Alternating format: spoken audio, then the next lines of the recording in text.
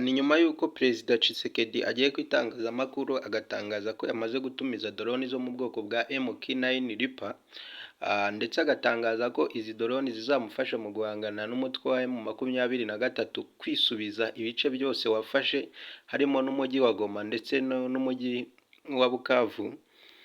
Biravuga ko rero izi doroni zifitemo ikoranabuhanga rihambaye ndetse zifite ubushobozi nta bapilote zigira, ndetse zikaba zifite ubushobozi bwo kuba zahagarara mu kirere wowe ntumenye ko izi doroni ziri mu kirere. So rero uyu munsi kuri iyi tariki, nubwo Tshisekedi rero yamaze gutangaza ko yaguze izi doroni zo mu bwoko bwa MK9 Reaper, u Rwanda narwo ntago rwabyihanganiye kuko rwamaze kwibikaho indege yo mu bwoko bwa F-35.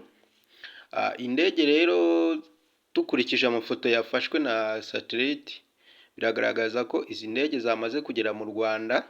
Andi makuru ahari ni uko izi ndege zishobora kuba zageze mu Rwanda zivuye mu gihugu cya Turukiya, aho perezida aherutse gukorera uruzinduko mu minsi yashize. Murabizi ko perezida aheruka gukorera uruzinduko muri Turukiya mu minsi yashize, mwarabibonye. Izi ndege rero zikaba ari indege zitinywa cyane mu gisirikare.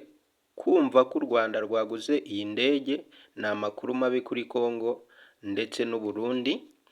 By'umwihariko rero iyi ndege yo mu bwoko bwa F-35 ni indege ihenze kandi ifite imbaraga zihambaye kuko ishobora kugenda ibirometero 2000 mu isaha, ndetse ikaba ipima metero 17.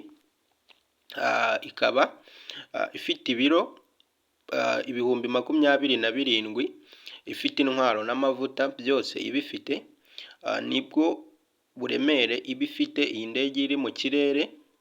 Ni indege rero ikomeye kandi ubona ko ari indege ikomeye nyine ihamye tu. Ntabwo ari iyo yonyine rero yamaze kugera mu Rwanda, kuko yazanye na mugenzi wayo nayo yo mu bwoko bwa F-35C. Akarusho k'izi ndege rero ni uko izi ndege zose zaje ziriho ibirangantego by'u Rwanda. Sinibaza impamvu wenda ibi bintu bidakunze kubaho cyane mu gisirikare. Ubundi indege ibiriho ikirangantego cy'u Rwanda ni indege itwara abagenzi rusange, ariko bidakunze kubaho cyane ko indege nk'iyi ngiyi ya gisirikare ishobora kuza iriho ibirangantego by'igihugu.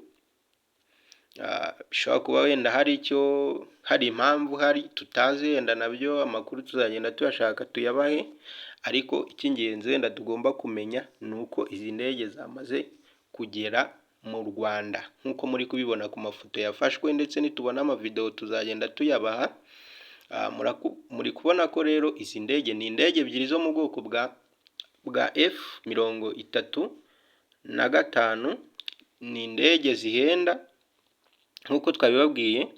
Indege imwe igura ibihumbi 80 by'amadolari, ubwo ni hafi miliyoni 90 z'amanyarwanda n'andi arengaho makeya ku ruhande. So rero tuzagenda tubaha andi makuru arambuye, uretse ko wenda tutatinya no gukomeza kubabwira, kuko izi ndege si zo zonyine zamaze gusesekara hano muri iki gihugu cyacu cy'u Rwanda, kuko hari n'izindi nyinshi zaje, ndetse zaje ziherekeje izi ngizi, aribyo tugiye kugenda tubereka hano muri iyi video. Tubibutsa wowe utarakora subscribe, nyamuneka reba ko wayikoze kugira ngo ujye ukurikira amakuru yose agezweho, ndetse n'andi yose mashyashya uzajya uyakurikira hano. So rero ntabwo ari izi ndege zonyine zaje, haje n'izindi yitwa Rokobuteri nayo yo mu bwoko bwa Apache. Izi ndege zikunda gukorwa n'Abarusiya ndetse zigakoreshwa mu gisirikare cy'Abarusiya, ariko iyi ndege nayo yamaze kugera mu Rwanda, niyo mu bwoko bwa Rokobuteri kajugujugu. Ni indege rero zije kunganira izari zihari nyine. Urumva si izi zonyine zari zihari, si izi u Rwanda rwari rufite muri rusange. urabona ko ni indege zikomeye kandi zifite imbaraga, zirasa atari bya bindi byo kuvuga ngo ni indege nyine iri aho ngaho idafite imbaraga. So murabona ko ni indege zikomeye kandi zihenda. Aya mafoto rero akaba yafashwe na satellite. Murabona ko ni kajugujugu zigera muri eshatu zageze mu Rwanda, ndetse zije kunganira nyine izari zihari muri rusange.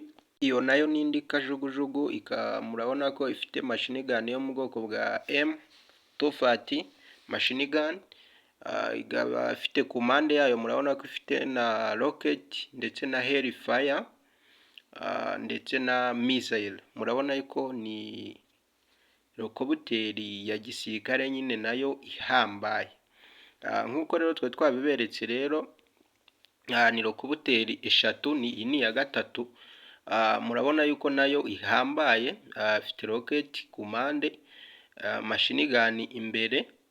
Murabona ko ni rokobuteri nyine zikomeye zifite imbaraga kandi zirenze mu gisirikare. So rero ibi rero bishobora kuza gutuma u Rwanda ruza ku mwanya wa mbere mu kugira imbunda zirenze cyangwa se intwaro zihambaye, cyane ko kwibikaho indege yo mu bwoko bwa F-35 biba ari ibintu bikomeye cyangwa se bitoroshye. So rero ntabwo ari zo zaje zonyine, kuko haje n'indi ntwaro irasa intwaro cyangwa se irasa ibisasu mu kirere. Ikaba ishobora gukurura drone iyo ari yo yose irashe igisasu, cyangwa se n'indi ntwaro yose irashe igisasu ikaba yakizimya, ikaba yakizimiriza hejuru mu kirere kitaragera hasi cyangwa se kitararasa ku butaka. So ntabwo ari iyo yonyine, nayo yazanye n'indi ngenzi yayo nayo yo mu bwoko bwa reza. Iyi yo irakurura, ifite reza zayo.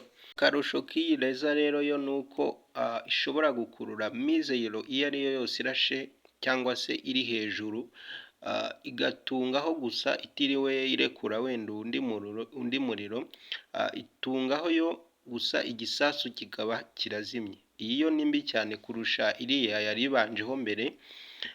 Ntabwo ariyo yonyine rero, nayo haje n'indi nayo. Izi zose zikaba zishinzwe kuzimya ibisasu gusa. Ni ukuvuga ngo ushobora kuyibona wenda ukabona iri kureba hejuru, ni ukuvuga ngo zaremewe kureba hejuru, kuko iyo irebye hasi ntabwo yarasa ikintu kiri hasi. Ni ukuvuga ngo irashe ikintu kiri hasi ni ugutwika ahantu hose.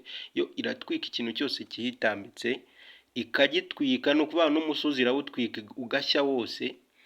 Niyo mpamvu rero ziba zararemewe kurasa hejuru. Niyo mpamvu muba mubona izi ntwaro zireba hejuru. Ni intwaro zihambaye rero, zihambaye kandi ni n'intwaro zigomba gutinywa nyine. Amakuru mabi rero ku basirikare ba FARDC ndetse n'igihugu cy'u Burundi giherutse gutangaza ko gishobora gutera u Rwanda. So naha rero amakuru cyangwa se ikiganiro twari twabateguriye tukirangirije.